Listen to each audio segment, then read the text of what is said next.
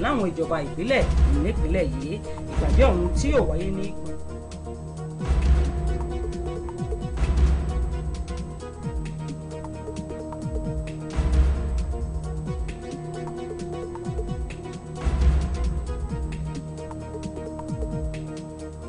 Mondays through Fridays, 3:30 to 4:30 p.m. in the newsroom. You can't afford to miss it. Good afternoon, viewers at home. You are welcome once again to another interesting edition of the program in the newsroom. My name is Kayode Adebayo. Today we are here once again, as usual, with interesting topics for discussion today bordering on the affairs of Nigeria. First of the topics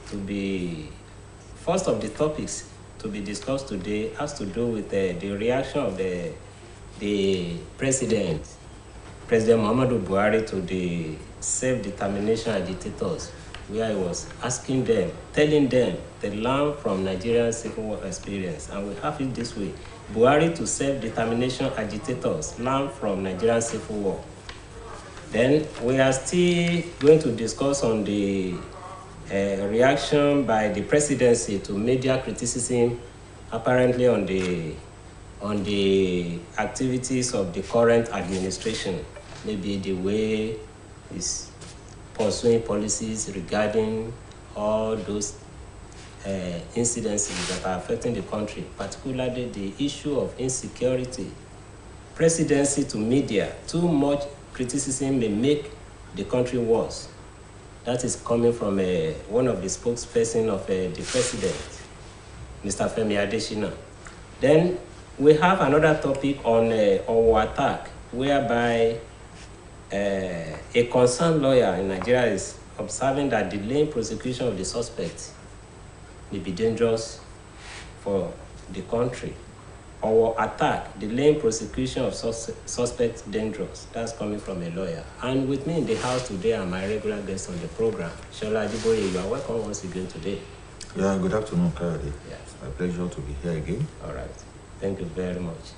Sheyi Adeni is also here with me in the house. Sheyi, you are welcome. Kayode, good afternoon. Good afternoon. Yeah. Thank you very much. Now, Buhari to self-determination agitators, learn from Nigerian experience. Shola, what is your take on this reaction or warning to the agitators on self-determination by the president? Well, I wouldn't call it a warning. Yeah. I don't think the president meant to warn them. Maybe he was only passing an advice. Okay. Based on his own perception or experience. Okay. As a general in the army, and as one of those who fought the Civil War. Okay. But then, it is self-agitation cannot be wished away from a multi-ethnic, multicultural, and multi-religious nation like Nigeria. Okay. Except if there is a government that is collectively accepted in terms of performance, in terms of disposition to all the ethnic groups. But if you don't have that, nobody can wish away self-determination. Yeah. The moment we have a government based on true federalism, Okay. because when you look at Nigeria was a country of nations, a nation of nations. And that informed the British colonial administration in fostering, in giving us a constitution, the Macpherson Constitution or the Little Macpherson Constitution, that recognized the federal structure or the federal nature of Nigeria. And that gave us that gave the first set of indigenous rulers the leeway to administer Nigeria in accordance with their competence and resources. Okay. So, but that process was truncated by the military. Unfortunately, the coup was hijacked by a reactionary section of the military. Okay. because the coup was hijacked from those who originally planned it. Yeah. And unfortunately, the beneficiary of that coup now thought it wise on his own to abolish the regional structure upon which the tripod that all Nigeria stood.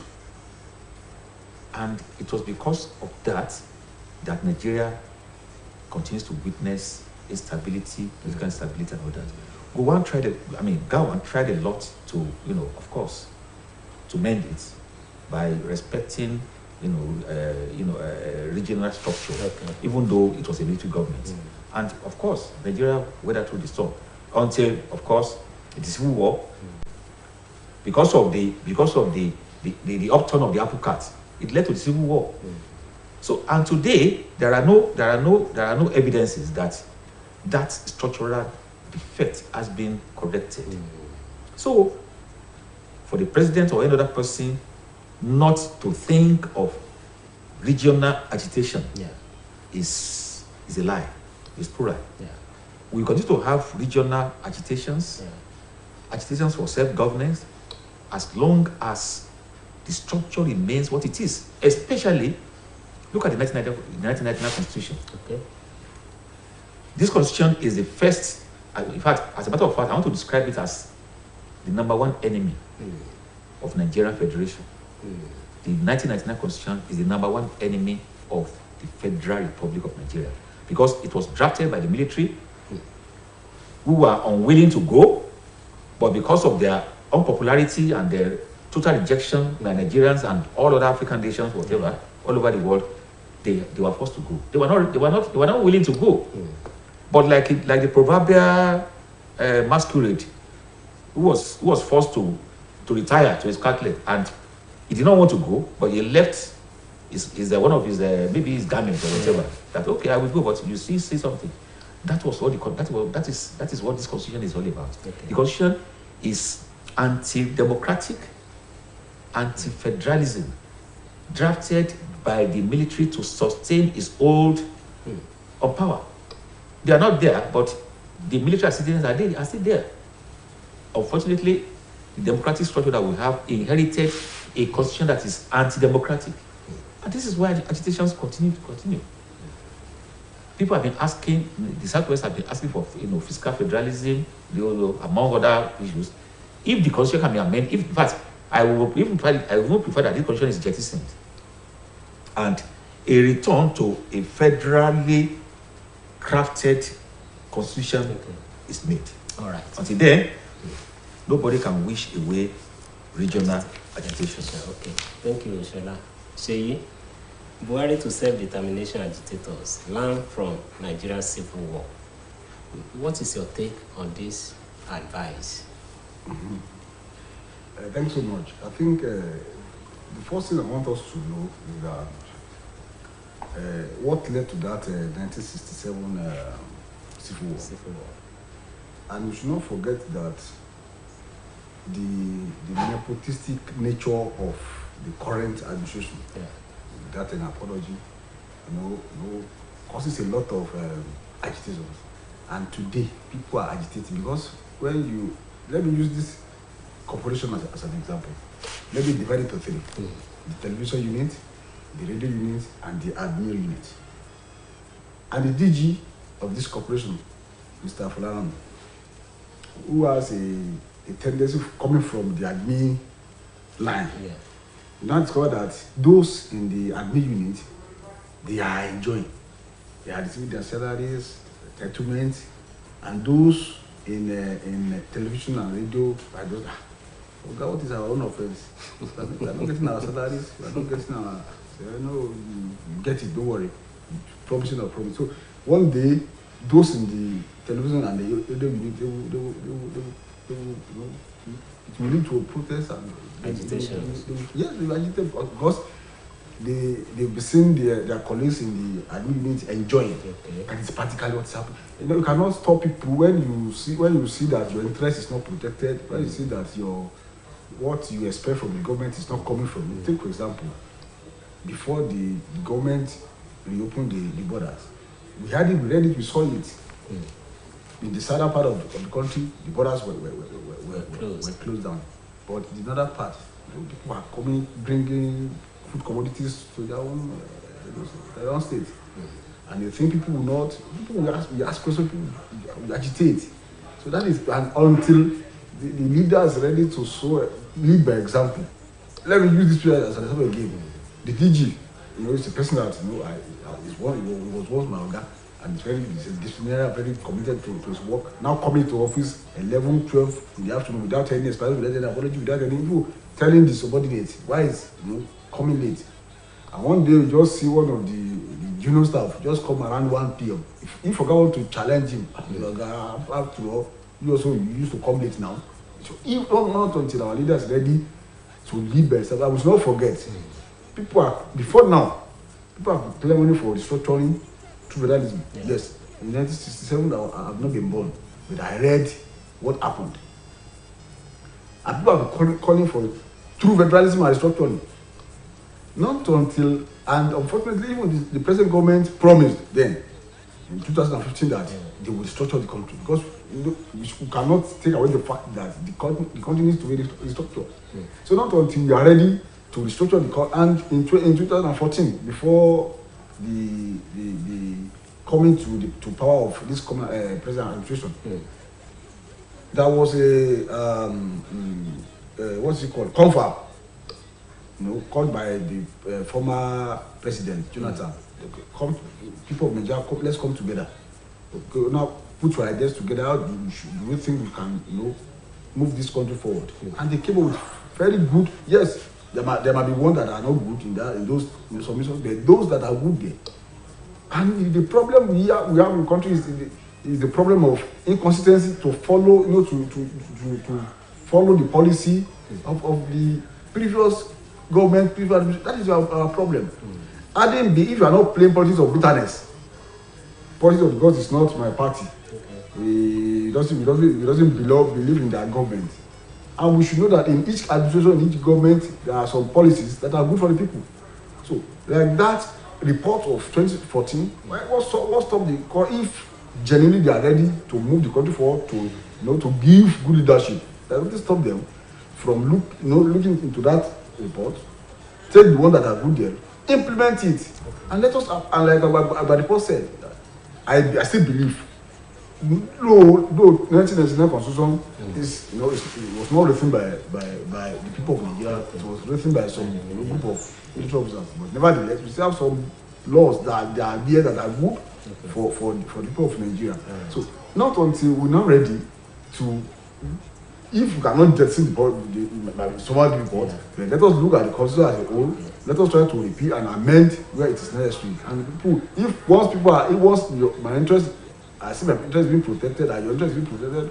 There won't be any agitation. Very simple something. But not until our leaders are ready to do that, people will continue to agitate. All right. Now, let me come back to Shola. You said in your submission you lay blame on the defectiveness of the 1999 Constitution given to us by the military. And is it because the military didn't want to go at that time? Is it because of that they were not committed to giving us a constitution that can stand the test of time? Of course, I said it. The fact remains till today that the military was not interested in leaving power. They were forced by circumstances, rejection by the people, and in fact, global rejection. There was the military was becoming a nauseating aberration, very nauseating in global politics. So they didn't want to go, but they just had to go. But that was why they gave us a constitution that even think they even return Nigeria to the military again. That okay, let's give them something that is not workable. By the time they wobble and fumble, then they will come back. After all, I've read comments of some people who are even advocating a return of the military. They were even comparing this government to with Abacha. Abacha was better. So because we have a fundamentally defective constitution, which does not aggregate the collective desires and opinions of Nigerians. So that is why, and unfortunately, there's one thing. The constitution is a document. It's a document of administration or document of politics. But a constitution can be managed depending on the personality.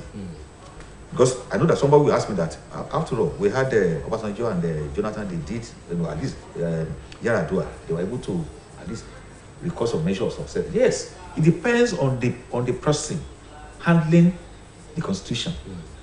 If a constitution is bad, unfortunately, it's in the hands of good managers, at least, the greater challenges that constitution poses will be, will be nipped in the bud. I'm not saying that it will eliminate all but the country can wobble through it. But the moment a bad constitution gets in the hands of a bad manager, then even all the flaws you never saw, all the flaws that were papered, will just come out. So that's exactly what is happening now. Because the constitution is now being managed by people who are not good managers. That's why you can see what has happened between 2015 and now. You see what happened between 1999 and 2008 or whatever. And between that time and 2014, you can make comparisons. You know where our economy was. You know where it is now. You know the strength of our currency then. You know the strength of, if it has any strength at all now. You know what it is now. You can visualize the situation, the security architecture of Nigeria then, and what is happening now. So, as at that time, one could travel, to anywhere. At least I traveled to the north, and east. But now, to even move from here to Ibokum, I would think twice. So you can now visualize what is happening now in relation to the kind of government that we have and what happened then. But if the constitution is good, if you have a document that is collectively that has collective that accommodates all the interests, then we have lesser problems. After all, the United States of America is a nation where every human race is represented. Yet the American president rules without any qualms, without resort to ethnic or whatever, A lot of all human races are in America, but the constitution is supreme. Everybody look at the only power in America today is the constitution, not even the American president. So when we have a constitution that is not fundamentally defective like this, and when that constitution is allowed to grow, then it will become an institution. Another problem is that we don't have institutions here. We don't have institutions. We have not had it. All right. Now, Sheyi, you see, the 1999 Constitution is now the bone of contention, according to Shora. But between 1999 and now, over 20 years of operating this Constitution, what is really wrong that we have not been able to get over all the flaws of this Constitution? Actually, the issue of our Constitution, like I used to say on this program, not that we have good laws in Nigeria, but the operators of these laws are the one giving us problem. A court will give another. A court will give a ruling, which is expected to be respected, which is expected to be followed. But the actors, the players, that this thing is not, that the rulings or the orders against will look for ways not to obey this. Very simple something. I said it during the transition, during the election period in the US. I think when it was time to announce Joe Biden as the president-elect. Former President Trump, incited the Americans to go and bombard them at and the incumbent vice president was in that place. And after the rally session, everybody, went for break and convert back. And the Vice President said, he is here to, respect what the law says. He's here to uphold the section of the Constitution, and that is responsible for the Americans. It's not responsible for his principal. That's what that they know the law, they respect the law. So now, since 1999 that we are talking about, the National Assembly, they've made some amendments regarding this Constitution. Yes. A lot of amendments. Yes. But despite that amendment, we're still having a problem. And the problem we're having is a problem of, not practicing true federalism. If you practice, if you are ready to practice and follow what the law says, and their leadership are ready to lead by example and to operate the Constitution, we won't have any problem. And as a matter of fact, there is no reason for us if for example, I'm working here as a staff, and I know at the end of the month I will get paid. Once, and I know within the period of 2 to 3 years, I will get my promotion. Once this thing I'm able to get it, there's no reason for me to call for any agitation or to stage any protest, because all my entitlements, I'm getting it. So, and that is what is happening in the country. Though the Constitution, that if you look at the first page, it says we the people of Nigeria, which even lawyers have proved that no, it's not we the people of Nigeria. So set of people just came together to give us this one. Yes, but nevertheless, if you are ready to follow and to respect the law, we have much problem. And when our leaders, because everything still boils down on the fact that once our leaders are ready to allow this also to work, it will certainly work. All right, thank you. So the submission now is that the problem is not really the Constitution, but the operators of the Constitution. All right. Now, let's go to the second topic of our discussion for today. Presidency to media. Too much criticism may make the country worse. Femi Adesina, Shola. Too much criticism. Is it true that it may make the country worse? Well, I always say one thing. The problem with our profession, the media profession, is that those who get off, I say maybe either temporarily or permanently, off the active professional line, we now see the media, which gave them the training and everything, the media which you practice, they will now see it from another angle. Criticism is an integral element or feature of journalism or media profession. A media man is a critic. You are naturally a critic. Whether you like it, you are naturally. The moment you are trained as a professional journalist, you have become a critic, because you see things from very deep angle, and then beyond the ordinary. So this is why a journalist is bound to ask questions and follow-up questions, digging deep. So a journalist is not just a speaker. Okay. It's not a presenter. It's a critic. So if Femi Adesina now sees the media criticism as dangerous to Nigeria's development, I don't know which book he read in journalism, or which section of the media practice is referring to. I wouldn't know. But I know that criticism you should put the authority, the leaders everywhere on their toes for good governance. But then it also depends on who makes such criticisms. And this is why a media man is expected to be a media man all the time. But like I said, when a media man gets off the active professional line, then it becomes something different from what it's supposed to be. So people like Femi Adesina, he sees his principal as above foibles or mistakes. Maybe that is why he's talking that way. He doesn't see the need for his principal to be criticized on his failings. Rather, he sees his principal as somebody who the media should be silent on his failings and praise on his success. And it's not supposed to be. That the media man is expected to ensure a balance between positivities and negativities. It's supposed to bring out hidden facts about anything.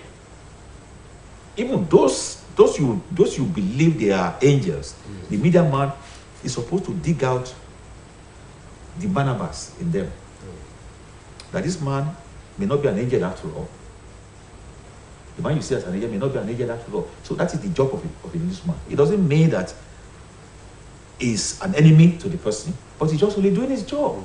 So when you're talking of when he's talking about media criticism making Nigeria worse, I don't know from which criteria is now using to advance his argument, but I know that a nation requires active media criticisms to make it work. At least he's a widely traveled man. He has been to so many countries of the world. He's been to America. He knows how the media is practiced there. He knows that even the White House correspondent does not just sheepishly dance to the tune of the presidency. The White House correspondent is expected to expose what is going on in the presidency without any bias. He's supposed to report every angle of government objectively, professionally. That is the White House correspondent reporting Mr. President. So that because Americans deserve to know everything about their president, good or bad. Not one side.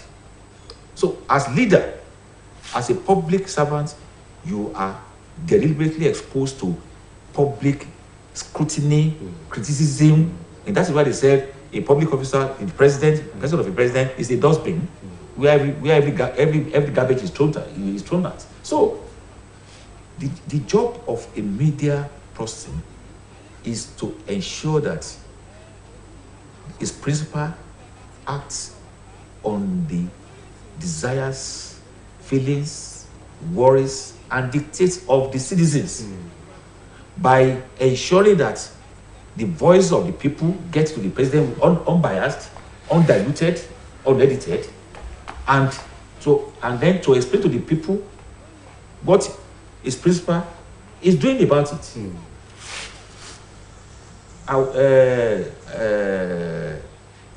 Former Army Chief of Staff, was it not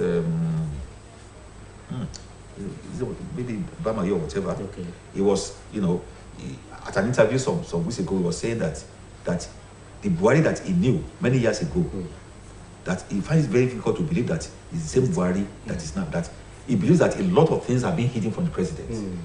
That a lot of facts that when he was commander of when he was an army commander, maybe in Jos or whatever. That when you go to wherever you visit, anybody that visited Buhari to tell you about something that Buhari would have even heard about it, that he will just tell you that yes, I've also heard about it. But right now he believes that a lot of things are being hidden from Mr. President, or maybe another version of what he's supposed to know is being given to him. So that is a testimony of somebody who knew Buhari very well.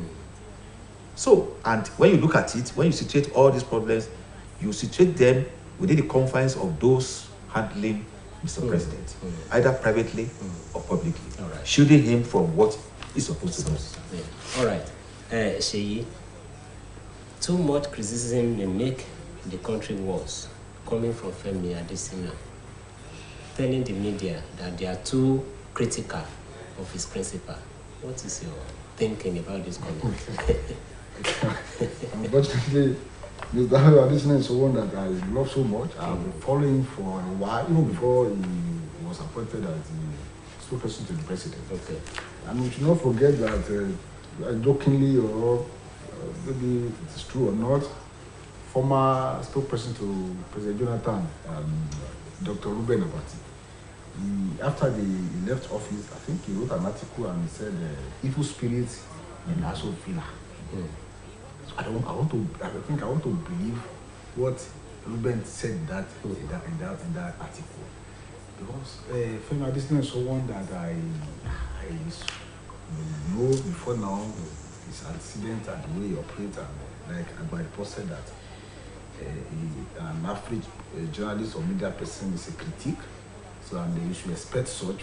Even if you are in the even if you turn politician as a journalist, you not turn politician, you should expect that certainly what you have been doing before you join them, people also your colleagues in the media will also do same to you. So I think Femi Adesina should expect this, but unfortunately I don't understand. Once you apply or once you criticize, even constructively, not destructively, if you criticize the government, Femi will not take it lightly. And I want to maybe what Ruben said in that article is correct, that something will just change your thinking, your orientation, the way you say things before will not change. Because I couldn't imagine, even before this present government came to power in 2015, I remember how they make use of media. I could remember then, even if I was telling a friend, a colleague this afternoon, then just a bomb attack in Borno State, even that the government of Jonathan has not announced officially. Before you know it, Lai Mohammed, the former PRO to the APC then, would have been in channels, in AIT, this to grant interview to tell the public what's happening in the government. And then everything did not fall. Jonathan, as a president, took it as one of the things that is respected from the people. And now that you are now coming out to say that I've not read it, I've not seen anywhere that said it is because you criticize our government, listen, we couldn't do what we're supposed to do. As you expect that once I criticize you constructively, because at the end of any criticism, a good critic must be able to provide solution. Take for example, I sometimes early this year I wrote to the state government. I told him, no, I know the roads that lead to my town, the federal road, and the federal government has started some years back, but they couldn't finish it. Now, if the state government can facilitate the completion of this road, this and this and this and this will be the benefit to the government, even in terms of generating revenue. So those, and if I should criticize the government that did do our road, do that, at the end of the day, I prefer solution to. Even if you do it, this is what the government stands to benefit from. So, at the end of every criticism, certainly there will be solution attached to it, and people should expect it. It is only we in Africa, in Nigeria, we don't, and our leaders, we don't want to be criticized. We don't want to be, to tell us of that what, and it happens. Even those that are not in authority, even the politicians, the leaders. Once one of the followers, seems to know more or to tell the leaders that this is not good, or let's do this, they will see that one. Not showing how we do it. So all of us cannot be dogmatic followers. You cannot just be looking. I told a friend this afternoon, we were discussing some things regarding this state of Osun. But I told the guys, we are in the age bracket. I told him, alright, do you want to hear? This state belongs to all of us. If we should keep silent, we are the one that will bear the brunt at the end of the day. Because those that are ruling us today, certainly they will not be there forever. They will leave, but we are the ones that are coming after them. We are the ones that will pay for it if we remain silent and be watching. So that is. But for Mr. Adesina to, it should have understood better because it's coming from. It's not new. The area he's talking about is not new to him. I think he was the president of a guild of editor, so it's risen to some level that is respect that people will criticize, most especially in today where we are today in Nigeria. Nobody, you cannot say this is the official rate of PMS. So you go to this police station, you meet it at 200 naira per liter. Some selling 180. So you now expect people to just we don't want to criticize because when we are in democracy, not in military era, that we are the constitution guaranteed us to do such, to criticize, to call our leaders to account for us. Meanwhile, because it is the masses that voted, and or not until masses now see that they have power, even more than government, because their tongue is more powerful even than rifle. Yeah. So that then we now understand better. All right. Let me come back to Shola. You said something about the media professionals, thoroughbred professionals. Whenever they are engaged or appointed to manage either the president, the governor, or even powerful individuals in society, they don't always like media to talk about their principle. What do you think is really wrong for them to be derailed? Because I see them as, whenever they get that appointment, they usually derail. What is the reason for this derailment? A lot of reasons are there. Personal interest, grandeur, a lot of them, they see the media world as different from the new world, which they find themselves. And thereafter they cannot balance the demands, the regulations, the ethics that guide the media with what operates where they are now. So that is the problem. But it is because Nigeria has not grown beyond primordial religious, ethnic, sectional, and personal interests. I've just given an example now. You can never find a White House correspondent reporting, slanting his report or his report in favor of there are many examples. When Donald Trump was misbehaving, was he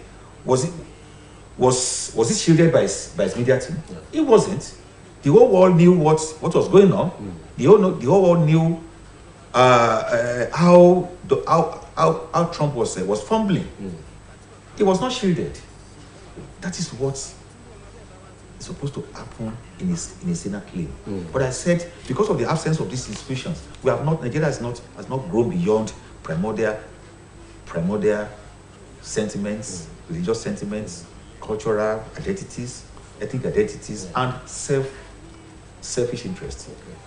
Until those who are in positions of authority begin to balance interests, begin to place personal interest above, begin to place collective interest above personal interest, then Nigeria, will. And because it's unfortunate that we have not developed all the institutions that are supposed to make a nation virile, we have not.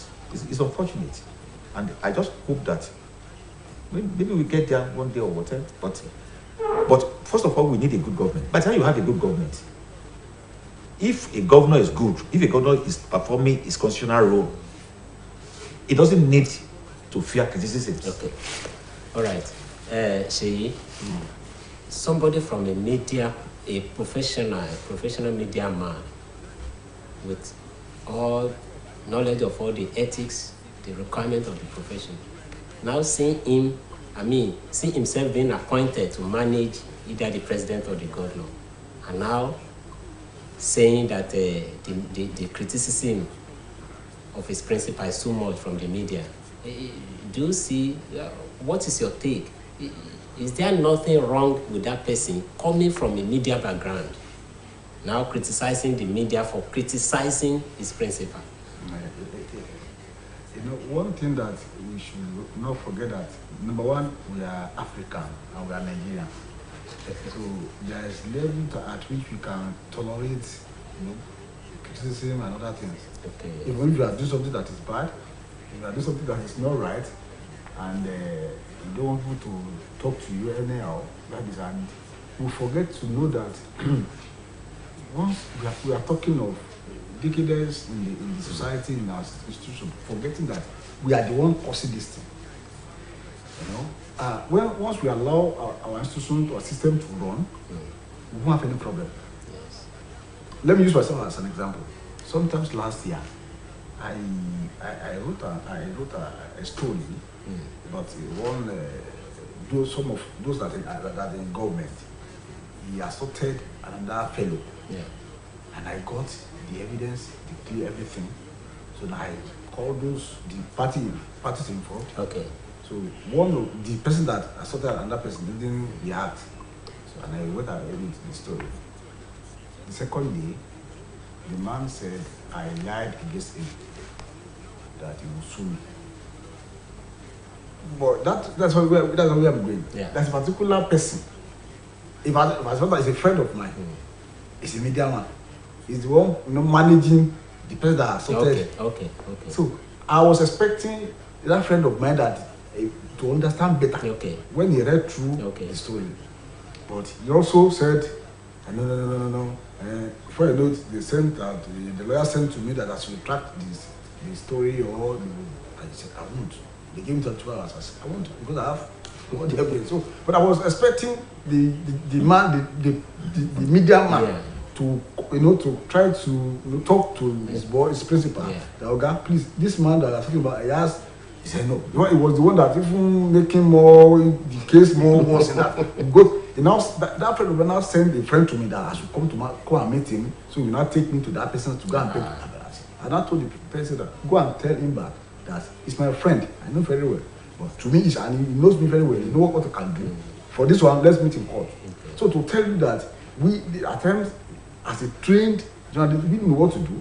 But because we find ourselves in the environment we find ourselves that we are enjoying this place, and we now fail to understand that we are coming from our background doesn't allow us to shield our principal from being criticized. That is what is playing out as far as the regime of Buhari is concerned. Because there's nothing, there are a lot of things to criticize about.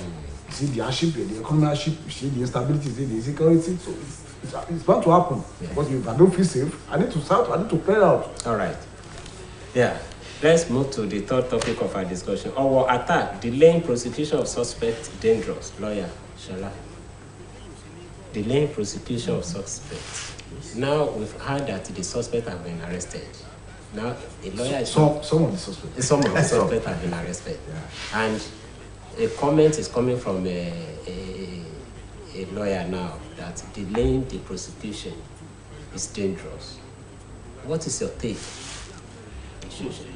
How do you think the government should handle this prosecution of the suspect in this case? In response to that question, I'm only trying to imagine. I'm trying to read the mind of that lawyer. Terror and the way it has been handled so far has brought about a lot of confusion, complexities, and even doubts on the sincerity of government to prosecute terror.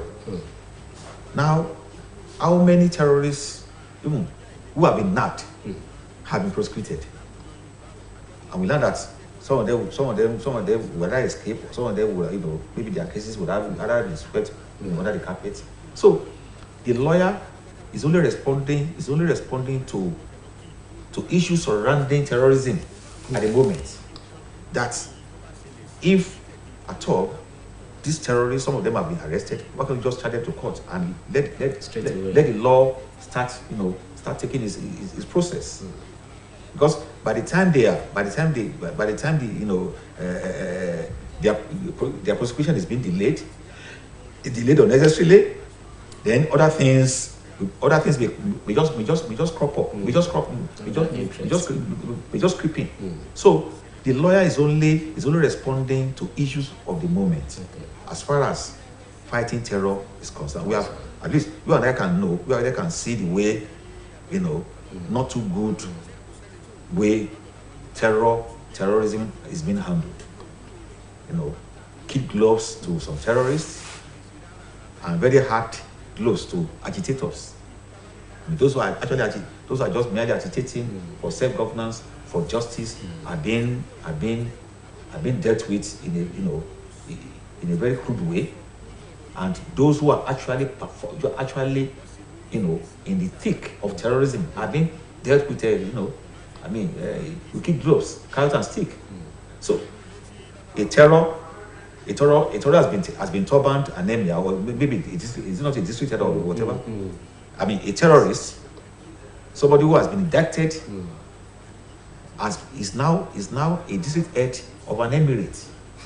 So all this, and you cannot expect people to just believe that something is not fishy. It is just a response to the confusion, the insincerity that is surrounding the prosecution of terrorism in Nigeria today. All right. I cannot blame the lawyer. All right. Yes, it's very that. Say, our tap delaying prosecution of suspect dangerous. What is your reaction to this comment?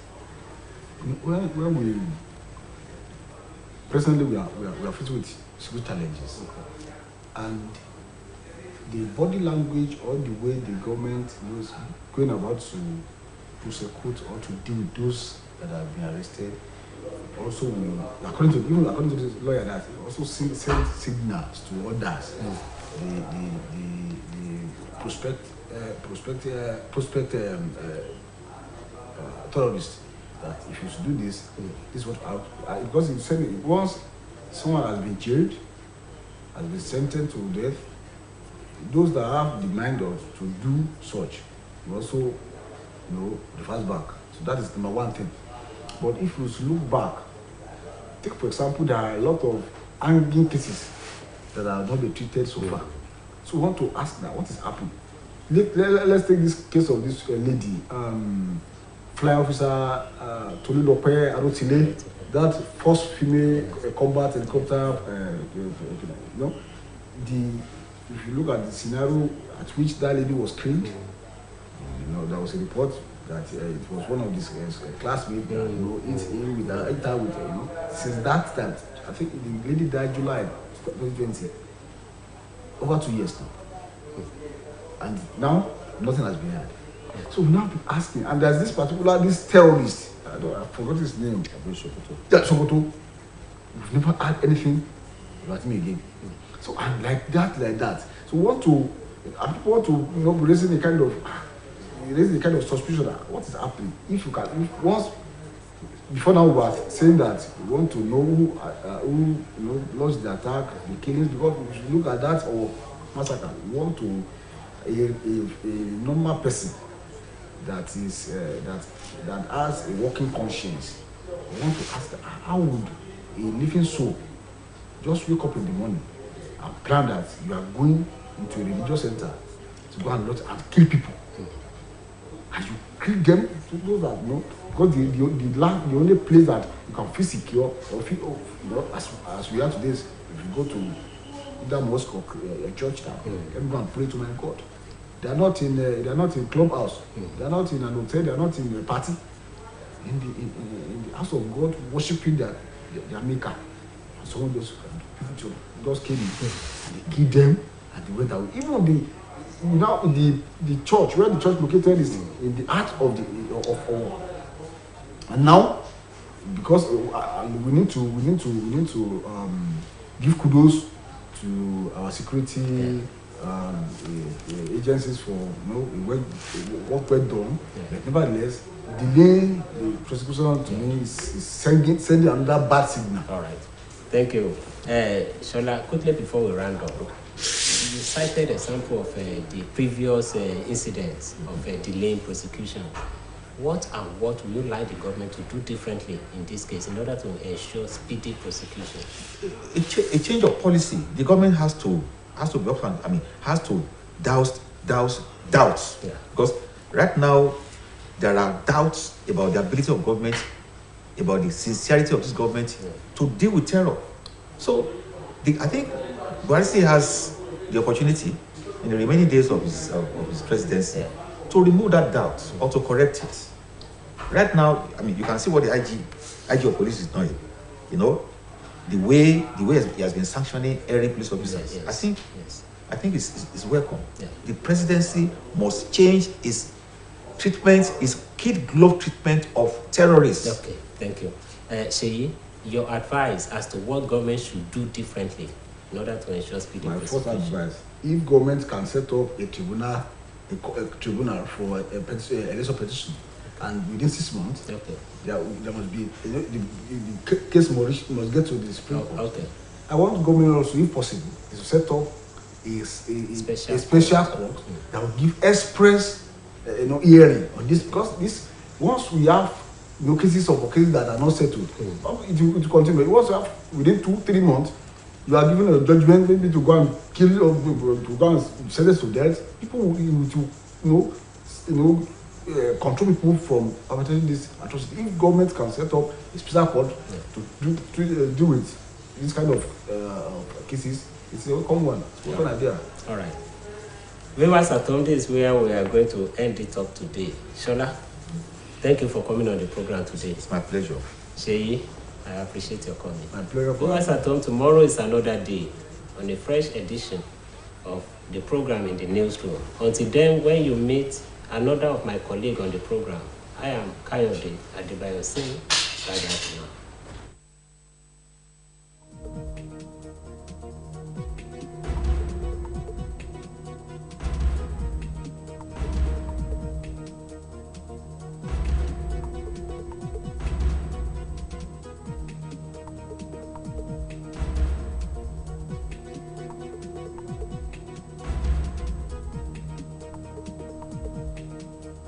Mondays through Fridays, 3:30 to 4:30 p.m.